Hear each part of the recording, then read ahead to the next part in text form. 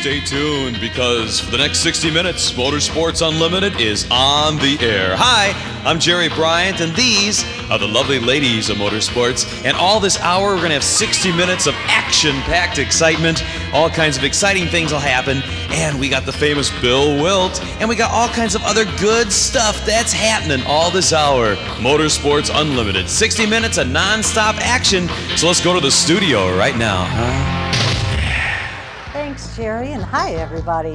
Welcome to the studio headquarters of Chicagoland's most watched, most talked about Access television series. I'm Janine Lauschat, and this is the 978th edition of Motorsports Unlimited. Today, we conclude Bill's motorcycle road trip of 2005. If you'll recall, the first objective was to make the trip he and his high school friend Todd tried 40 years ago, and failed. The 40-year-old plan was to ride to Kansas City in 2 days and find the crazy little women promised in the Wilbert Harrison hit song of the 50s, Kansas City. Bill succeeded in making the trip, but much to his chagrin, there were no crazy little women. Next, it was off to the Lake of the Ozarks and a delightful vacation find. What's next? Something called the Great River Road.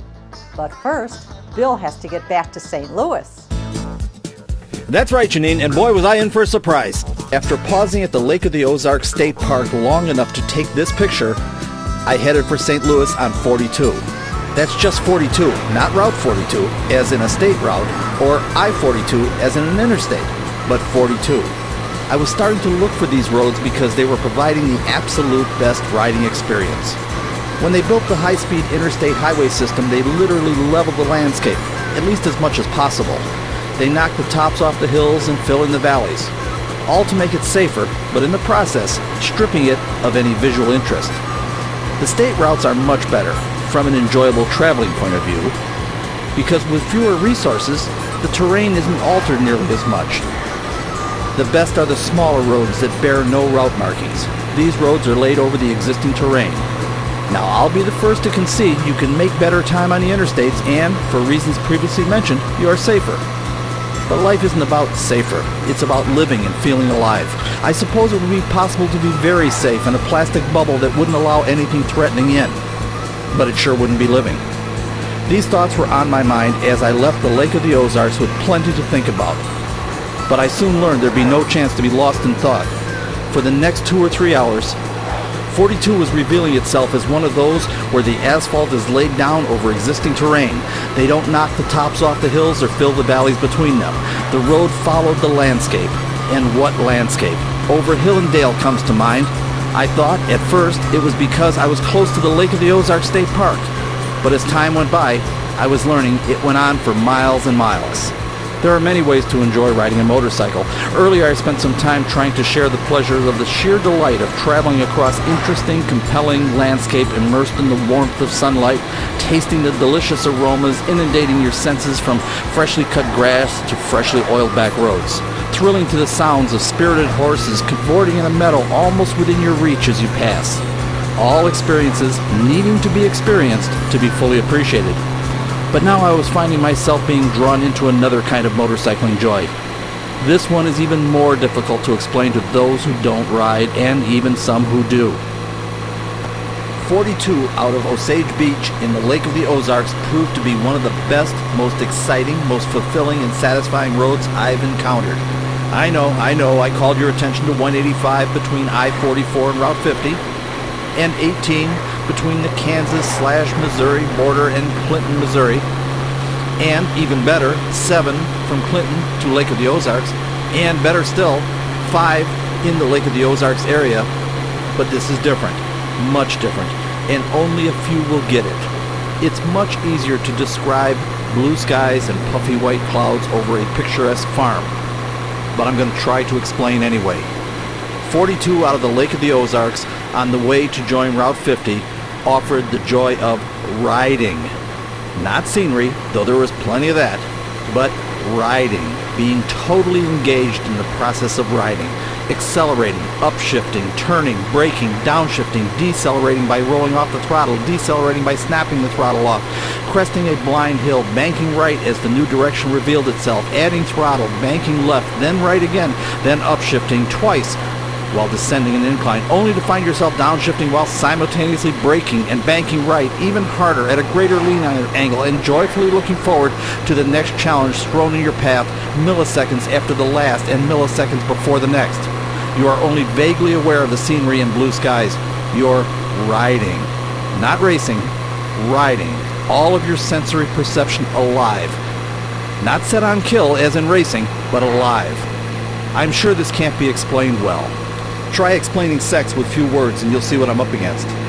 I suppose a modern, comparable entity, familiar to many, would be a video game. The kind where you are continuously faced with new challenges popping up in front of you, requiring you to make a decision, take action, and move on. This is kind of the same, except it's real life. It's not just a video screen. There's air rushing over you, sounds and matching vibrations seducing you. You can't just turn it off and come back after a snack. You are engaged. If you enjoy machinery, you understand a little. To many, shifting a transmission is shifting a transmission. They see no joy in a sweet shift at the right moment at just the right RPM with a slick shifting transmission coupled to a willing four-cylinder rev-happy engine between your legs. And brakes, a great set of disc brakes with that perfect linear feel, capable of in seconds powerfully pulling you down from freeway speeds to a crawl, or providing just enough power to set the chassis as you dive into the next downhill with the sharp left at the bottom before you jog right momentarily and begin your next ascent without a guess of what lies on the other side over the horizon. Couple all of this with the G-forces you experience. I mentioned earlier, a motorcycle works with gravity instead of fighting it. When you corner in a car, you feel yourself leaning toward the outside of the corner, fighting gravity. On a motorcycle, you bank into it and through the corners. You feel the force pushing you into the pavement, right, left, right. The forces swing back and forth. Add in a turn at the bottom of a hill or at the top, or both. As the changes and combinations are endless, it's an experience you control, sort of. It's a marriage of man and machine and nature. It's not always a perfectly harmonious marriage, but when it's right, it's glorious. And it was right today. This was 42 between the Lake of the Ozarks and Route 50 for 2 or 3 hours. It never stopped challenging or providing a moving target. Absolutely the best. You're probably wondering why you're not seeing footage of this as I talk. Well, there's 2 reasons. First, I explained last week that I was disappointed at the end of each day in the motel room when I checked the helmet cam footage. Riding is so cool, and yet, despite my best efforts, I wasn't capturing it. Yes, I was getting video images and audio, but it was just like watching it through a car window. The wonderful feeling wasn't there. As I became aware of just how cool 42 was, my first instinct was to hook up the helmet cam and tape. I was even looking for a place to pull over and prepare. But the more I rode, the more I wanted to ride. I was drawn into it. I didn't want the moment spoiled. Besides, it never comes out looking so cool. So the combination of not wanting to interrupt my riding enjoyment and the knowledge that I couldn't capture it well anyway prevented me from taping. In retrospect, I wish I had. At least I would have had something to give you an idea of what I'm talking about.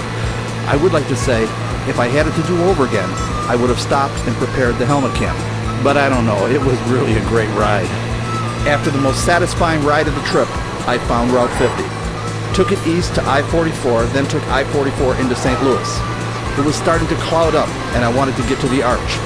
I wasn't able to get near it on the way out, so I wanted to make an extra effort to check it out. When Bill got back to St. Louis, he wanted to tape a piece at the base of the famous arch. It turned out to be more difficult than he thought. Hi, I'm Patty Borwitz. Let's see how close he got. I'm back in St. Louis, folks, and I have just had an absolutely wonderful afternoon of riding. I'm going to try to detail it, not here, but when I get back into the studio and try to show you just some great routes to take. The Lake in the Ozarks thing is gorgeous, and I will tell you something, just absolutely incredible riding going to, up, around, through, and coming back. I don't know if you can see it behind me or not, but it's the arch in St. Louis, and And surprisingly enough, I remember many years ago, 40 years ago, when Todd and I came through the first time, seems like we were able to get much closer to it. I've circled around it, and I don't see anything closer than this, and I don't think it's exactly legal where I'm parked right now. So I have to get out of the way now. I've got to start talking to some people and find out where this great river road is that runs along the Mississippi River, because that's next on the adventure. As Bill was packing the video equipment, it started to rain, and by the time he finished loading it up, it was raining pretty hard and threatening to get worse. He set off to see if he could find the Great River Road.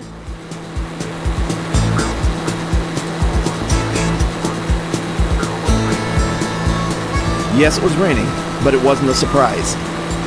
The air had been heavy with moisture, and you just knew it would rain at any moment. After I left the arch, I wanted to get to the other side of the Mississippi as quickly as possible so I could get the dreaded helmet off. This is a surprisingly confusing area, almost like the population has outgrown the organization. I don't really mind, and I like the challenge, but it seemed unnecessarily complicated to find the Great River Road. Of course, I couldn't check the map in traffic and in the rain, but there were signs indicating I was on the Great River Road.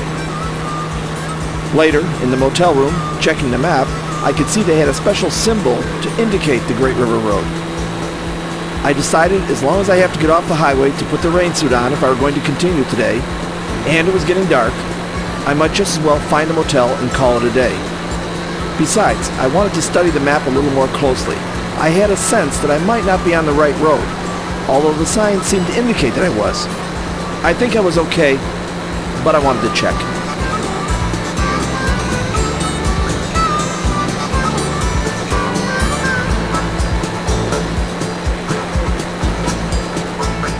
Bill seemed to feel he was on the right track, so he found a motel.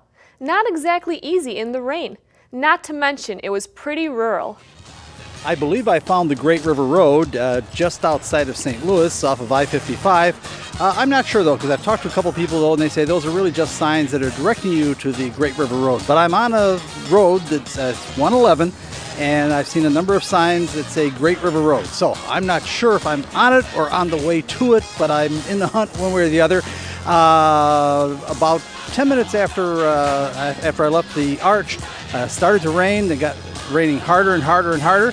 And I hadn't seen anything for quite a while when all of a sudden I spotted this little cluster here where there's a Holiday Inn Express, the Super 8, is it, and a Denny's and a McDonald's. And I said, you know what, I might not see anything for another 100 miles, and it was raining and raining harder. So I decided to stop and spend the night, and the fellow here was nice enough to let me tuck my bike underneath the covered area because they expected to start raining again more and more later. Anyway, great trip, a little bit of everything today. The weather was so perfect that I wish I could cut it out and put it in a scrapbook. What an incredible ride. I hope I have the words to tell you about it and describe it over the stuff that I taped. And I could have taped hours more, but folks, I wanted to enjoy the ride too. In any event, I'm in for the night here now, and tomorrow, Great River Road. If you're wondering about the music, I'm sure you'll be surprised to learn it was a natural occurrence. The air was laden with moisture, and there was a radio transmitter nearby. Under certain atmospheric conditions, the audio cable will act as an antenna. Interesting, huh? Anyway, in the morning, Bill found the Great River Road sign he'd spotted the night before in the rain. It seemed easy enough. Just head north to Nauvoo.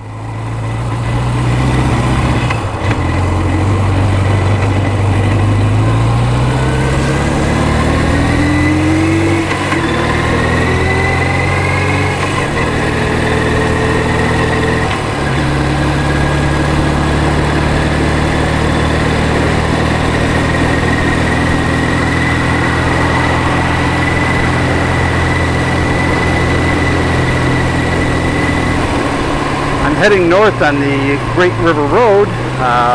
When I left St. Louis last night, after taping the piece by the arch, it began to rain and was starting to get dark. It was my intention to travel for about an hour north on the Great River Road, but I started to realize while on this highway that didn't at least seem there was going to be a lot of commercial activity or anything. So with the rain getting dark, I decided to stay the night just north of St. Louis.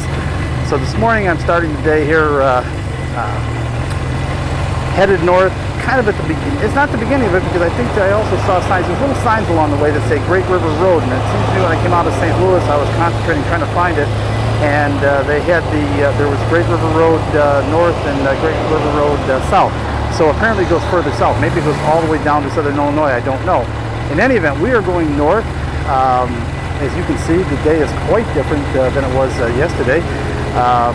I saw on the television last night in the hotel room that Hurricane Katrina is having an effect all the way up here. It's just really amazing. My heart goes out to those people in the Gulf area. I guess it's all inclusive of that area down there. To have a storm that would affect us this far north and this fast. It was just yesterday morning that it hit land. That's not very many hours for it to be affecting us all the way up here in St. Louis. And I'm guessing, as I looked on the map last night, that because I'm headed north, maybe I can run away from it a little bit. Now I see a sign there that says Alton, Illinois, 13 miles. Alton, Illinois is famous for those of us in motorsport because the first 200-mile-an-hour pass ever on a drag strip was done in Alton, Illinois by Chris Carmazini, and it was 204 miles an hour. A little piece of history there. Alton, Illinois, I don't even know if the drag strip's there anymore, but the Alton, Illinois drag strip was the first drag strip that saw a 200-mile-an-hour pass for a top-fuel drag strip, and it was done by our own Chris Carmazini. He's a Midwest guy.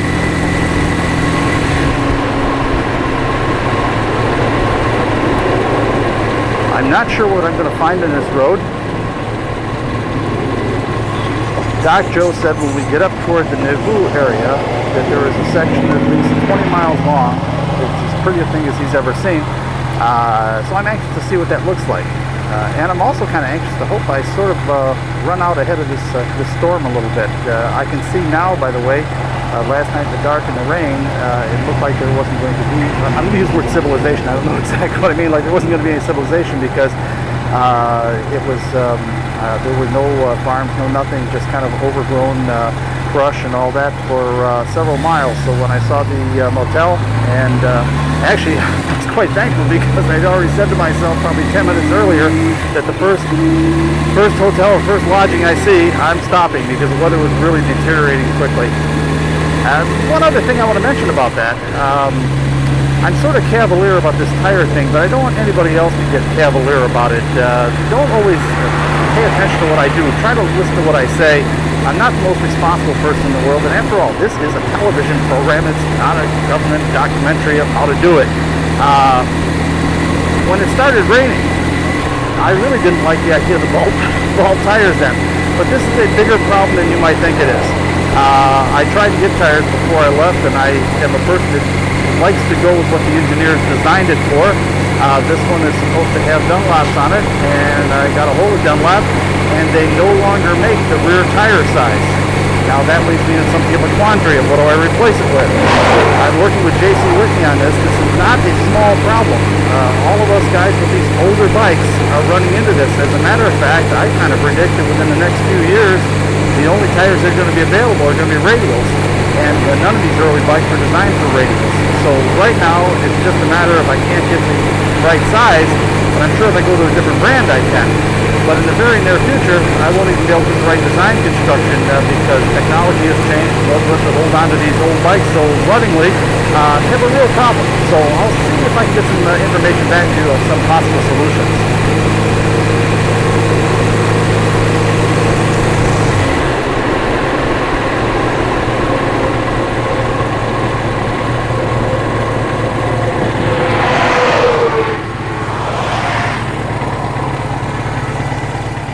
Starting to get concerned. He hadn't seen a Great River Road sign in a while, and they were plentiful before. It's possible the signs are less plentiful the further in the country you get, but it was also possible he missed a turn somewhere. He had to check it out. Check it out is right, Patty. I had the feeling we all get when something isn't quite right. I've always had a good sense of direction, and somehow this didn't feel right. I even stopped earlier to physically look at one of the signs to see if I was missing something. As it turned out, I learned later, I should have been on the road parallel to me. 255, the blue line. As I got farther north, things really didn't look right. it was surprisingly difficult to find the Great River Road. Interestingly enough, even though I stopped to seek directions several times, I'm the kind of guy who will stop and ask every block if necessary, I still couldn't find my way out of the maze and onto the Great River Road. I honestly can't say it was poorly marked. I may have missed the signs. On the other hand, I'm pretty good at finding my way around, and I was having little success. Finally, at one of the gas stations I stopped at looking for directions, a patron overheard me and said, "Hey, I know where you're going. It's a little bit tricky. I'm going that way, and if you'd like to follow me, I'll lead you there and wave you on your way." He was an older guy, yeah, older than me. And it turned out, even though he was driving a car, he was a biker too. Once again, it only goes to prove what I've stated before, a biker is never really alone. I was thinking about this as he led me through the streets of whatever town I was in. I've noticed something since I've been riding again, the graying of motorcycling. I started noticing it on the New York trip and paid a little more attention to it this time. At least 2/3 of the riders I saw were roughly my age. This would never have been the case back in the early 50s and, for that matter, early 60s. Almost all of the riders back then were young, 16 to 25. I'm not sure what this means. It could be, like me, they'd been away from it for a while, then rediscovered riding. Or it could be you don't do much touring when you're young, and perhaps the younger riders are someplace else. It may be there were older riders back when I was young, but they were touring, and except for the one trip Todd and I tried to take, we didn't do any touring.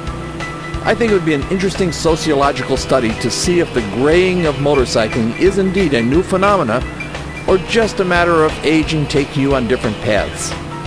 Anyway, after about 20 minutes, I noticed the man waving me past and pointing towards another Great River Road sign. He turned right, I went straight, and I heard him yell, "Ride safe." Nice guy, I thought. Finally, back on the Great River Road, Bill soon found what they meant. On one side was lovely countryside, on the other, the mighty Mississippi. This is cool. Riding along the mighty Mississippi like a modern-day Mark Twain. One cannot be close to the Mississippi without feeling the history, and, given its size, you can't help but wonder how early pioneers crossed it on their way west. I think I'm a pretty innovative guy, but I have to admit, this would be a daunting challenge. As I motored along the Mississippi, I couldn't help but take note of how flawlessly the bike was running. Of course, I was concerned about the tires, but the engine hadn't missed a beat. I also want to comment on the shaft drive.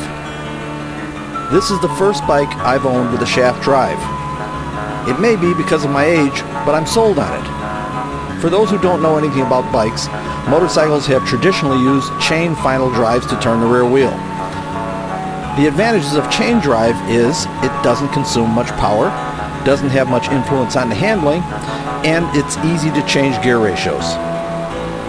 Regarding power loss, both of my bikes have shaft drive. This one, a 650, has all the power it needs to accomplish the task of touring. The 1100 has so much power it's scary. Loss of power is not an issue. I'm sure if I were racing them in a class allowing chain or shaft drive, it would be an issue. But not for my purposes. I'm guessing any change in handling would only become noticeable when riding at the limit. Those days are behind me. Probably the thing that kept me away from shafties, as they are called, for so many years, was the inability to change ratios easily. I don't think I've ever owned a motorcycle I haven't changed gears on. Most of my bikes ended up doing some drag racing duty on weekends, thus a gear change was important. Of course, I had a whole stack of rear sprockets for my flat track bikes. In that form of racing, you change ratios several times at every event. I find it interesting I haven't felt the need to change the gear on these bikes. I guess I am getting older. This is an entirely new kind of motorcycle enjoyment. The advantage of the shaft drive is it's maintenance free. If this were a chain drive machine, I'd have to be out there with a can of chain lube every morning preparing for the day. Perhaps because of my morning spent looking for the Great River Road, I was keeping an eye out for signs, though I was confident I was on the right road. After all, there's the mighty Mississippi. Seeing the signs, Bill wanted to stop and explain. I found it, folks, the Great River Road in Illinois, and as you can see behind us, we've got the mighty Mississippi, and apparently the Great River Road runs all along the Mississippi, going all the way up north, and according to Doc Joe, I will find in the Nauvoo area just some of the prettiest scenery that you can imagine. It would be nice if this were a nice, bright, sunny day, but I want to remind the audience that this is Katrina influence. Katrina hit land yesterday morning, and this must have been some storm that this quickly got up here and influenced our weather. I could see it last night in the motel room, the weather on the television, that this huge circulating mass, actually the feathers of it, if that's the right way to say it, at least the visual feathers of it, were crossing St. Louis last night. So just an awesome, awesome storm. Of course, my heart goes out to the people down in the Gulf area. Hopefully everyone gets through it as well as they can. In any event, so we have nothing to complain about having an overcast day here. I'm on my way north now on the Great River Road in Illinois, and we're going to find out what kind of a scenic adventure this is. Of course, Bill didn't know just how devastating Katrina would prove to be. He headed north on the Great River Road. I just mentioned an expectation of riding along the Mississippi River. And for a short time, actually between Alton and Grafton, I got to enjoy this. As a matter of fact, just after I taped the last piece, I went through a particularly pretty area. The Mississippi on my left, rock cliffs on my right. I thought about stopping to tape some of it, but I'd used up so much time getting lost, then taping what I already had. I thought it best to keep going for a while. A decision I would regret. I mean, who knew it would stop? I expected it to go on for hours, but it didn't. Things got weird. I hadn't seen the Mississippi River since I went through Grafton. I found it peculiar that the Great River Road, presumably the Mississippi is the Great River, apparently runs along the Illinois River after you get past Grafton. Except you don't see the Illinois River either. I stopped to check my maps. The Illinois River looks close, but you can't see it. Maybe it was because I just spent a couple of days enjoying the gorgeous three-dimensional Ozark Mountains, or maybe it was because I don't like misrepresentation, but I was finding myself disappointed with the Great River Road. After a terrific start cruising along the Mississippi River, I found myself checking the maps every 30 minutes or so. Frankly, I hadn't seen a river in a long time, and somehow I think Great River Road would infer a road along a river, and a great one at that. I thought I must surely have gotten off course, but each check of the map confirmed I was indeed on the Great River Road. Except there wasn't any river, great or otherwise.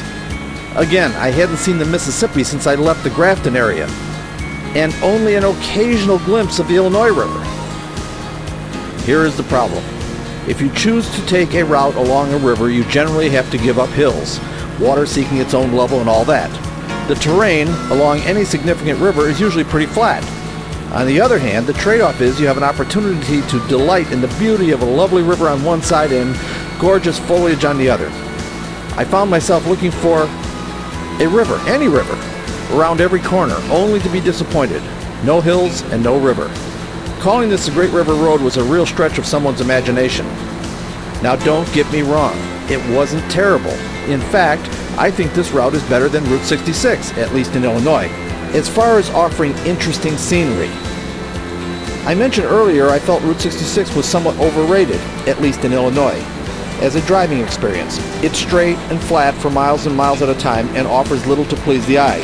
On the other hand, its history makes up for the lack of visual interest. It is still my intention to do the entire Route 66 run from Chicago to Los Angeles because of the rich history. But it's also true Route 66 was the precursor to the interstate highway system, and as such, it appears they tried very hard to make it as straight and level as possible. At least in Illinois. I don't know about the rest of the country, but I'd like to find out. My point here is, after I've done the Route 66 thing, I think I would select other routes, including this one, to travel from Chicago to St. Louis in order to enjoy the ride. So what I'm saying is, it wasn't terrible, but there was no comparison to the ride in the Ozarks. On the other hand, I enjoyed the small towns in this route and was really surprised by how rural, dare I say backward? That's probably not fair. Anyway, The areas were very rural, and some of the towns, well, actually I saw a United States post office that looked like it wasn't good enough to be in the TV series Green Acres. Again, it was pretty cool, but not being able to see the river bugged me.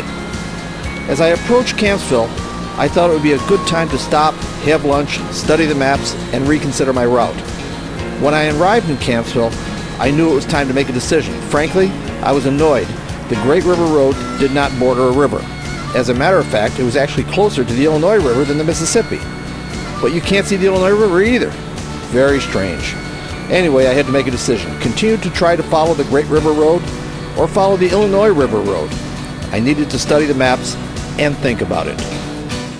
Bill was getting quite pushed out of shape about the Great River Road not running along the Mississippi, except from Alton to Grafton. When he got to Campsville, he had to make a decision. A slight navigational challenge here, folks. If you look at the sign, we see the Great River Road, Illinois, that way, and the Illinois River Road this way. And these signs have been kind of parallel most of the trip that I've been going. So I've checked on the map, and apparently to run along the Mississippi River, you go that way and take 96, and to run along the Illinois River, you stay on Illinois 100, and it keeps you along the Illinois River. What I'm going to do is I'm going to take the Illinois River.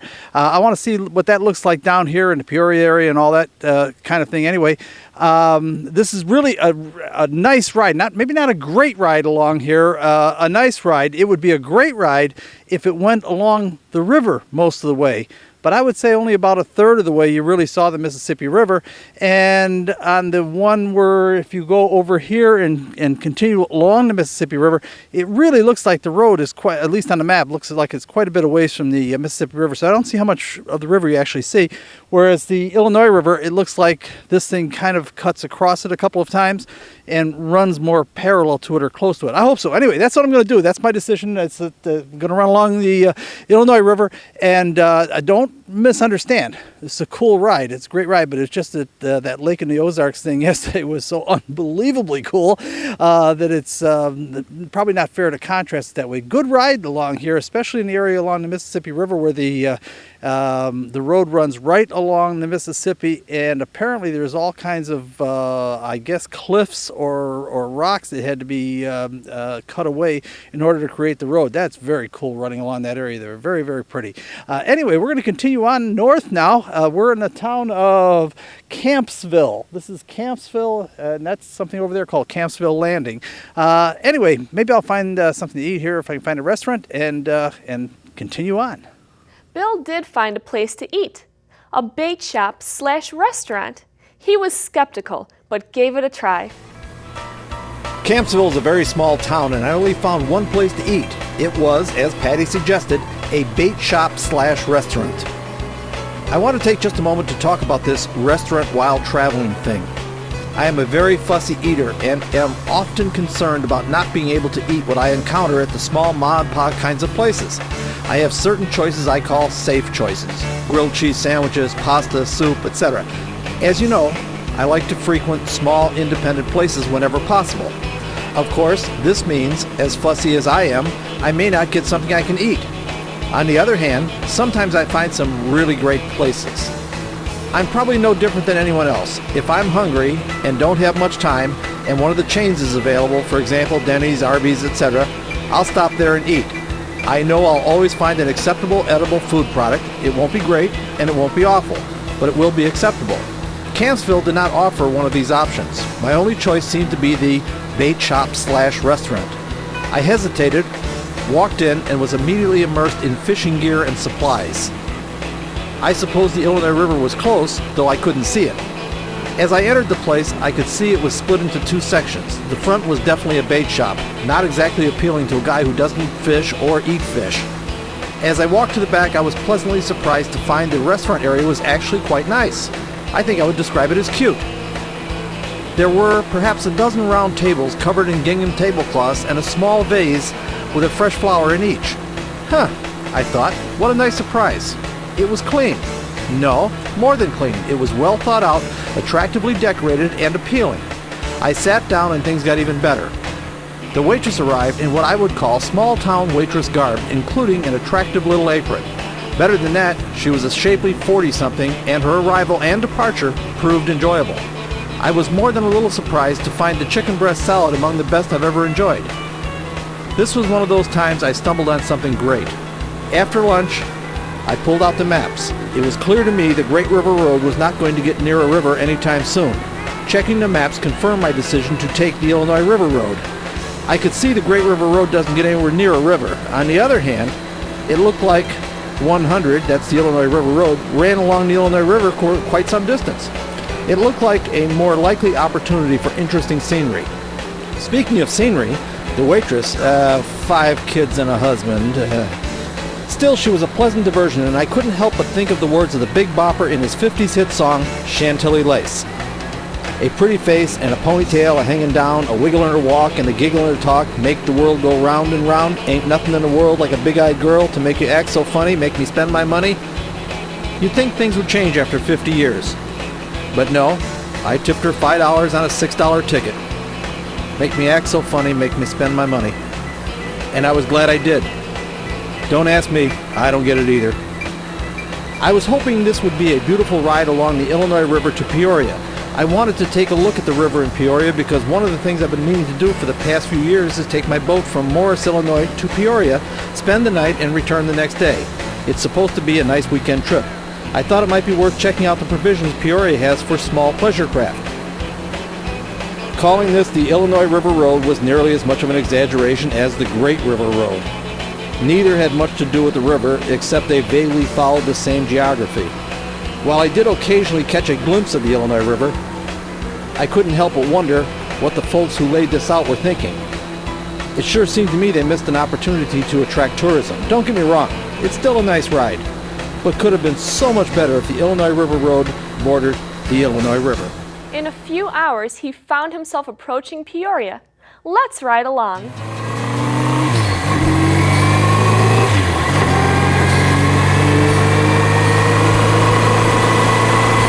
I'm about 35 miles southwest of Peoria now. Been enjoying a really nice ride through the Illinois countryside.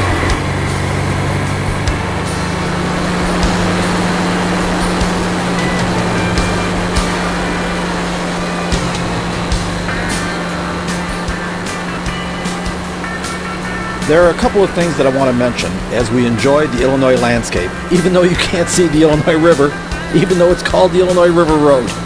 Go figure. First, I must admit I completely forgot about Nauvoo. I must be getting old. I completely forgot where I was going. I was too far along to double back. Damn, I thought, how dumb is that? I actually forgot where I was going. One would think I'd be embarrassed to admit it, and I am, sort of. But it actually illustrates the insignificance of the destination. A motorcycle road trip is about riding, not getting someplace. There are many who set out on a ride with no destination in mind. They just start riding, and before they know it, they're in New Mexico. I'm not like that. I do like an objective, but I don't want the objective to be an obsession. To me, the destination on a motorcycle road trip is just a general concept and a moving target. I don't want to wander around aimlessly, but I also don't want a rigid agenda. In this case, I didn't like the ride as it was unfolding, so I altered the path in an effort to find more compelling scenery. In the process, I kind of forgot why I was on the Great River Road and the Illinois River Road in the first place. Next time. The second thing I want to talk about is something that always concerns me when I do this kind of programming: the safety of motorcycling. I'm always concerned someone who shouldn't be on a motorcycle will watch some of our work and decide to give it a try. It would be tempting to talk about how much one has to endure to tour on a motorcycle. You know, make it sound awful. But that wouldn't be true. It is as I've described, a wonderful, joyous adventure in which you are engaged in everything. There is no better way to see the country. However, and I want to say this in the strongest possible way, not everyone belongs on a motorcycle. In fact, most people don't belong on a motorcycle. Let me tell you a personal story to help you understand. The picture you see on the screen is my little brother Eric's high school graduation picture. He was 3.5 years younger than me. We were complete opposites. He was a top student. an excellent athlete, and a very safety-minded conservative guy. We were best of friends as well as brothers, and my mother used to say it's a good thing that boys have each other. Eric is a balancing wheel for Bill to keep him in check, and Bill will make sure Eric has some excitement in his life. It's funny about how well we got along, considering how different we were. I guess we never got in each other's space. Anyway, while serving in the Army overseas in Germany, he decided he wanted to see Europe. He figured the best way to do it would be on a motorcycle because gas was $4 a gallon over there when it was 30 cents a gallon here. As I said, Eric was very conservative. He knew how to ride a motorcycle and even had one when he was in high school, but it really wasn't his thing. He probably only got one because I always had them. A few months after he started touring Europe on his motorcycle, he was killed in a motorcycle accident. I tell you this story now because I've had many years to think about it. And even with that, I still ride. Knowing what I know now, I would have done everything I could to discourage him from riding instead of helping him pick one. Not everyone belongs on a motorcycle. I've used the following example of what I'm talking about in the past because I think it's a good one. If you are familiar with the television series Happy Days, then you know the characters. Fonzie belongs on a motorcycle. Richie Cunningham does not. It's not about being smart. In this example, I think it's clear Richie Cunningham was the smarter of the two. He'd be the one who would end up running General Motors while the Fonz would still be working at a gas station.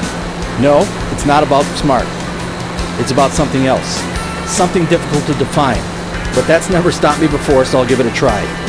Those who ride motorcycles, among other things, should have a kind of take-charge personality, a kind of live by their own rules spirit, and expects others to be the same way. If you're the kind who understands and obeys all the rules and regulations and expects others to do so too, you'll be in trouble on a motorcycle. Others don't obey the rules, not because they're free spirits or anything. They just do stupid, unthinking things. You have to expect this on a motorcycle all the time. If you're the kind of person who drives down the road and encounters a car stopped at a red light on the street intersecting yours, and you have the green light, and you believe the car is not going to blow the red light and drive out in front of you, you don't belong on a motorcycle. People in cars, for a variety of reasons, don't see motorcycles and will often pull right out in front of you even though you have eye contact with them. You have to always be ready to take evasive action, and it shouldn't be something you have to think about. It should be instinctive. You have to be the kind of person who is in control of situations, even if the situations are stupid and occur quickly and defy logic.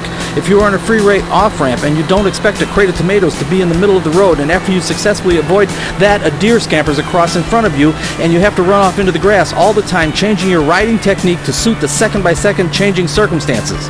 If you can't do this, you don't belong on a motorcycle. If you're the kind of person who thinks life's obstacles should not exist and each should be dealt with a law instead of handling it in the instant it occurs and moving on, you don't belong on a motorcycle. Of course, there are other factors important when deciding whether to ride or not to ride, but I'm convinced there are certain kinds of personalities that don't belong on motorcycles. No, I don't want any laws about it. I just want people to use their head. Looking back, I realize Eric was a Richie Cunningham type. Unlike me, he never was in trouble in school. He was a thoughtful person who was more than capable of analyzing situations and dealing with them. If he had lived, I'm sure he would have achieved far more in business than I ever would. But the instinctive, I'm in control, split-second decision-making wasn't part of his makeup. Motorcycling can be a wonderful, unparalleled joy, but it's not for everyone. Each of us must know our limitations. I don't try to run a business.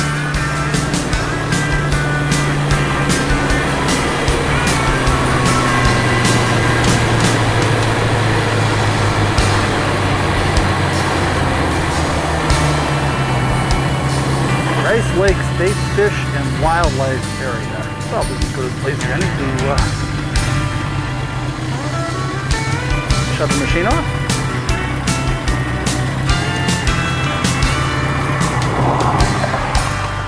Bill wanted to take a moment and check his maps. When he did so, he spotted something very interesting. Let's listen as he explains as we travel north of Peoria. That's right, Janine. When I checked the map, I spotted a town north of Peoria I hadn't thought about in decades. As a matter of fact, I wasn't sure this Henry was the same Henry that had a racetrack we used to race motorcycles at. We called it the Henry County Fairgrounds because most of the fairground tracks were owned by counties. Not Henry, but we call it the Henry County Fairgrounds anyway. I was so excited about seeing this piece of my past, if it was in fact the right Henry, I blew right past Peoria and hauled butt to see if I could get there before dark. When he got into Henry, he spotted the Fairgrounds right away. He couldn't believe it. After all these years, there it was. It brought back a flood of memories. He rode onto the grounds and looked for someone to ask permission to tape a piece standing on the racetrack. The man he found said, after hearing his story, "Yeah, I heard they used to race motorcycles here. It's been all horses for at least 10 years that I know of. I suppose it's okay if you tape a piece out there." I can't believe it. After all these years, I'm standing in turn 3 and 4 of the Henry County Fairgrounds. Henry County Fairgrounds is a place we used to race motorcycles, and I'm trying to remember. It seems to me the last time I raced here was about 1975, so that would make it, 30 years ago. Hard to believe, 30 years ago. And I have fond memories of Henry. Well, first of all, I should say this, that I raced here a lot, but I also got rained out here a lot. In fact, it almost started to be my view when we see the schedule and I'd see Henry County, I'd say, we're going to be rained out there, we're going to be rained out there. It seems I was rained out more times when we drove all the way down here, got rained out, and went all the way home again. There was only one other track that reminded me of the same thing. It was the Cape Girardeau, Missouri track. That was an 8-hour drive from Chicago, and 2 weeks in a row, drove for 8 hours down there, got rained out. Next week came back down again to get the event and got rained out again. Somehow the Henry track and the Cape Girardeau, Missouri track kind of stick in my mind that way. There's something else that sticks in my mind about the Henry County Fairgrounds track, and that's why I parked the bike up here. Notice the trees. These trees are on the outside of the turn, and now when I get back over the camera, I don't have Chuck Itzel with me, of course. When I get back on the camera, I'll take some shots of other areas of the track, but they've got trees around the outside. This used to scare the heck out of us. Now, you would think if we were conscious of the trees and afraid of the trees, that we wouldn't race there with the trees, but we raced anyway. And yes, a couple of guys did get into the trees hard. It's really not a great idea to have trees on the outside of a motorsport track. In any event, a couple of other things I remember about it. The track was very slippery at that time. Now I can see now as I look around here, it doesn't look like there's much clay left, but there used to be about an inch of clay. Clay is a real funny substance. If you're going to clay the track, it means every year you got to bring in thousands of pounds of clay because the race cars and all that will carry a bunch of it out with them because it sticks like glue to the cars and all that. But over the years, they stopped bringing in truckloads of clay, so there was maybe an inch of clay, and this very fine pea gravel that we have now would kind of work its way through the clay, so it was almost like ball bearings. Now, I had an XR 750 Harley for the big tracks, like Henry. I also had a backup bike, a Trackmaster Triumph, and then on the short tracks, I used my Bultacos, my champion frame Bultacos. The Harley, the XR 750 Harley, weighed 335 pounds, made between 90 and 100 horsepower. The Trackmaster Triumph made between, say, 85 horsepower, a little less, but weighed 290 pounds, about 40-45 pounds less. It was significant and made the bike easier to ride. And my Bultaco weighed 190 pounds. And it was always on a track like this where you really couldn't get a hold of the racetrack. It was always a guessing game of, should I try that? And I would go out and I'd practice with the XR and get some times on it, and then the Trackmaster Triumph, and then the Bultaco. And it always seemed to me the Bultaco was a little quicker because it was, the little Bultaco was making 60 horsepower and it only weighed 190 pounds. On the other hand, on the stopwatch, this was another one of those tracks that was frustrating. I was always a little quicker on the XR 750, so I rode it. But boy, I'll tell you what, it was like riding a bull in a china cabinet. It was an awful lot of motorcycle for a slippery track like this one. Anyhow, just some old memories. I couldn't resist when I was coming by here. I said to myself, I don't believe it. There's the Henry County Fairgrounds. I'm going to stop and see if there's a way I can get on the racetrack for a moment. Of course, you know Bill is dying to take a lap, if only a slow one. While he looks for the man to ask for permission, we thought we'd take a moment to show you what motorcycle flat track racing is all about.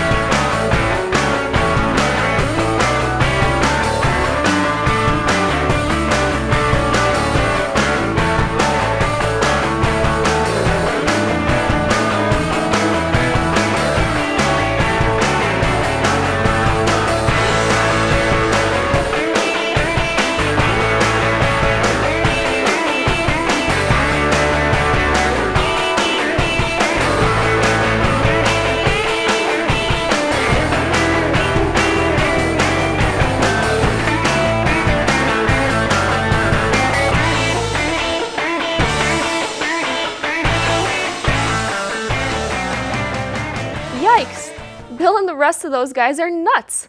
I hope he's not planning on doing anything like that now. After all, he is 62 years old.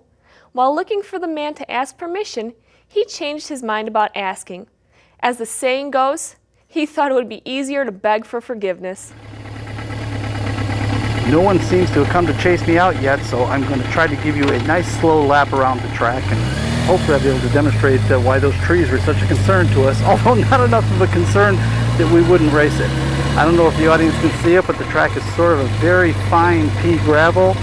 At the time, it was about half pea gravel and an area in the groove with about an inch of clay on it that the pea gravel kind of worked its way through, so it's like ball bearings, as I said before. Very, very slippery. Coming out of here, of course, I'm coming out of turn 4 now, going down to going onto the main straightaway. You can see the grandstands on the right, I hope. The stuff on the left is all new. That wasn't here before. These old grandstands, I'm trying to remember if they were covered. Yes, they were. They were covered back then, too. So you blast down the straightaway past the start-finish line about here. Obviously, they didn't have that stuff out there. That's for a concert or something. Pitch it over, momentarily lift on the throttle and grab a full handful and put it sideways and drive from the top up here where I'm at down into the bottom. Although I must tell you, as I recall, it seems like Henry ran around the bottom because it was so slippery on the top you just couldn't get a hold of the racetrack, so you ran it on the bottom all the time. Now, by the way, the fence here on the outside, that's all new. That didn't used to be there, or any of the cladding that's on it either. They sort of cleaned the whole thing up now. I see them filling a water truck up over there. Boy, that's discouraging. They never had water for us, and I'm making a joke. Anybody that did the watering hears me. I know you guys tried real hard. It was just so dusty down here. You would have had to water after every race to make it work. Now, here was the real scary part. Again, you have to picture coming down here on a motorcycle capable of 150 miles an hour, probably running somewhere close to 100 miles an hour, full throttle, and you run up close up here and then pitch the motorcycle sideways. Notice those trees on the outside. And yes, guys did get into the trees, although, as I said, you ran Henry on the bottom, real close to the inside rails, so in theory you shouldn't get out there. But things do happen, and did happen.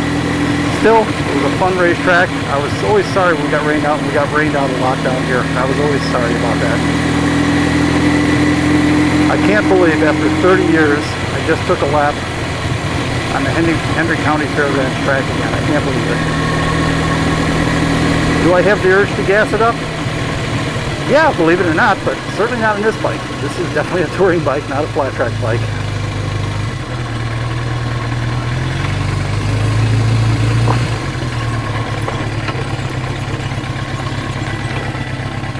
It was late in the afternoon and time to head for home. It had been a wonderful trip, and Bill had plenty to reflect on. I sure do, Patty. Without question, the highlight of the trip, as always on a motorcycle trip, was the ride. Beyond that, I fell in love with the Lake of the Ozarks area and intend to go back. I'm surprised it's such a well-kept secret. Of course, I really didn't expect to find the crazy little women in Kansas City promised by the Wilbert Harrison hit song of the 50s, Kansas City. I really didn't. Seriously, I really didn't. It would have been nice, but I really didn't expect it. Checking it out, though, for me and Todd was somehow fulfilling. On a personal note, having a chance to take a lap, any kind of lap, at the Henry racetrack was an unexpected treat. It was totally dark now, and I was flying home on the interstate.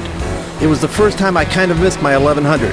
Not that the 650 couldn't handle it, but it was out of its element. Besides, the 1100 has new tires, and you think about that at speed, in the dark, on the interstate. One more thing I thought about as I got closer to Chicago. The classic Howard Payne poem, Home Sweet Home.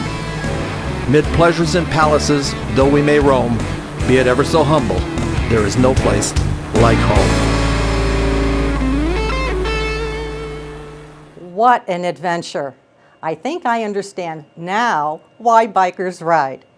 Unfortunately, all good things must come to an end, and that includes this, because we're out of time, with only enough left to acknowledge the fine work of our award-winning production team, including Chuck Hidsenthaler, Sue Casanda, our webmaster Frank Barbalace, Rena Borowitz, and Tom O'Grady. Special thanks to JBTV's Jerry Bryant. Music is created for us by independent artists Roger Pauley and Jerry Herbert. Of course, we have to take a moment to thank the stars of this edition of Motorsports Unlimited. Patty Borowitz, Samantha Bentley, and our host, Bill Wildt. Me, I'm Janine Lauschat, hoping you enjoyed riding along with Bill. I know I did. Thanks for watching. See you next week. This program made possible in part by support from ABC Auto Parts, located on Ashland Avenue at 138th Street in Blue Island, Illinois. This program made possible in part by support from Cook Brothers Warehouse, located on Costner and North Avenue in Chicago, Illinois. This program made possible in part by support from Bridgestone Firestone and your local Bridgestone Firestone tire retailers. This program made possible in part by support from Copy That, located in the County Farm Plaza at County Farm Road and Army Trail Road in Carroll Stream, Illinois. Motorsports Unlimited is produced by Bill Wildt, president of the Motorsport Advancement Crusade. This program made possible in part by support from PB Food Products, located on 47th Street at Western Avenue in Chicago, Illinois.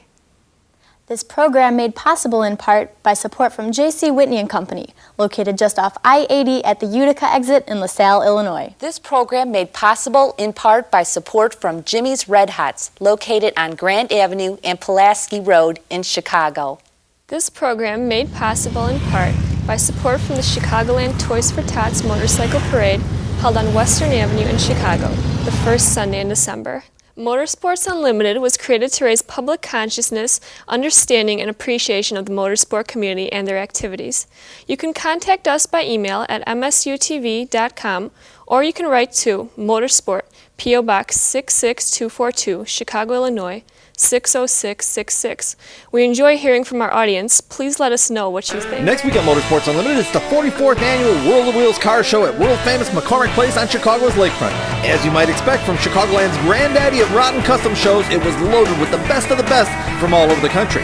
Not just cars, World of Wheels has always included motorcycles. Join us next week on Motorsports Unlimited as we cover the best World of Wheels ever. So that's it, another edition of Motorsports Unlimited and the lovely ladies of motorsports.